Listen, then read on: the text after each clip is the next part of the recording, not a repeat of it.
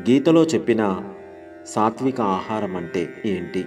రసపుష్టి గల పండ్లు, దంపుడు బియ్యము, కందులు, పెసలు, కాయధాన్యములు, నెయ్యి, వెన్న ఇవి సాత్వికమైనవి. అతి చేదు, పుల్లని, ఉప్పువి, వేడిగా, కారములున్నవి తినరాదని, ఎండిపోయినవి, ఎక్కువ దాహమును పుట్టించు పదార్థములను దరిచేరనీయవద్దని గీత పరమార్థం. అలాగే ఉడకని పదార్థములు, దెబ్బతిన్న కూరగాయలను, దుర్వాసన గలది, ఊరబెట్టినవి, పులవబెట్టినవి రోగదాయకములు. ఆహారం వల్లనే మానవుడు జీవిస్తున్నాడు.